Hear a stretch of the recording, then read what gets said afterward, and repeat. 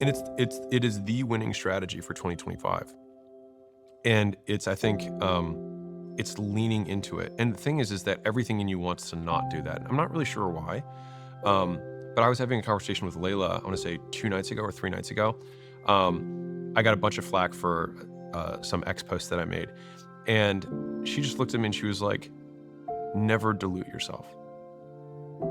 Because I was like, maybe I shouldn't talk about this stuff. Like, maybe I should just like, I'll just lean off. And she was like, never dilute yourself. Like, there are so many more people who need that message than people who are hating that message. And she was like, and if you're actually going to make a difference in a lot of people's lives, there's going to be an equal and opposing force of people who want to reject that.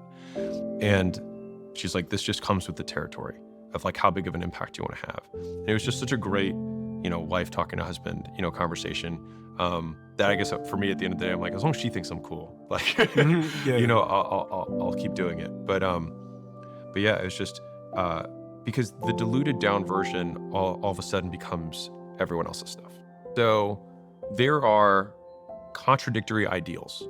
And this is what I kind of come back to when I'm like worried about these types of things, which is like, you've got mercy and you've got justice. They're somehow opposed and they are both ideals. So how can we believe in justice and also believe in mercy at the same time? And so, and I mean, there's a number, you can have variety and consistency. Like there's tons of examples of this, right? And so we have these diametrically opposed ideals, which means that if you ever say, by the way, I'm a little bit more of a justice guy. Like, I understand they had a hard time, but at some point you got to take your own personal accountability. So like, no, you're not going to get out of the speeding ticket. You're going to get like, that's what's just. On the other hand, it's like, hey, single mom gets pulled over for driving too fast. You know what? Maybe we let her off today. Both of those stories, fair, but you're going to get attacked by the other side that has an ideal that all humans try to strive for, and it will feel terrible because they are right, and so what?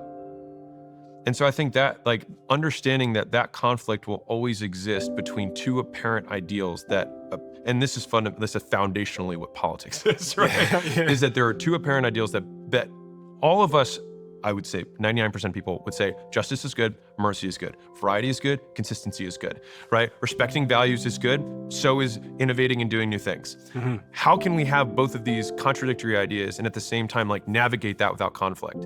You can't, because how much becomes the question. And so I think that your thumbprint as a creator is that when someone presents a scenario and says, does Alex choose mercy or justice in this scenario, that your audience says, gets it right. And so I think about branding in general as basically a mosaic that you get to create. And so like each piece of content is a little tile that has a single color on it. And if you just see one piece of short content of Stephen Bartlett, you don't really have an idea who Stephen Bartlett is. But if you see 1,000 of them, all of a sudden you zoom out and you get to see the whole picture. And I think that the colors that are in those mosaics and the proportion of how many yellows, how many reds, how many greens, and where are they is what ultimately creates the brand. Mm-hmm. And so, because people want to try and turn this into, okay, so I make one post about family, I make one post about finances, I make one post about whatever, right? It's like, I don't think that's how it works. Yeah. I think you just be you, and then those proportions will naturally shake out. And also over time, you will change.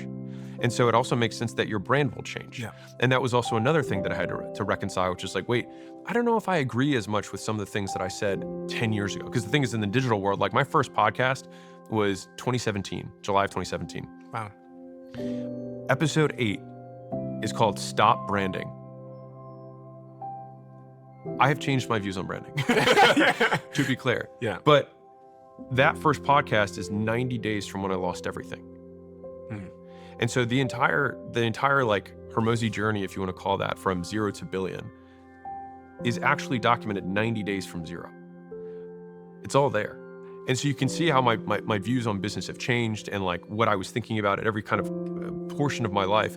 And so I had to just be okay with the idea that like, I will change my mind because I will get new information. Because let's take the alternative stance. If I get new information, do I just keep parroting what you did before? This is also an issue with politics, right? Is that like, he's flippy floppy. It's like, so they're not allowed to learn? Yeah. Like, you've been in politics for 20, like you haven't learned anything? Like no stances changed? Like I feel like we should be able to do that. And obviously brands don't work that way. So it has to be gradual over time, which I think if you are always you at all times, it will be gradual over time. Think about this today.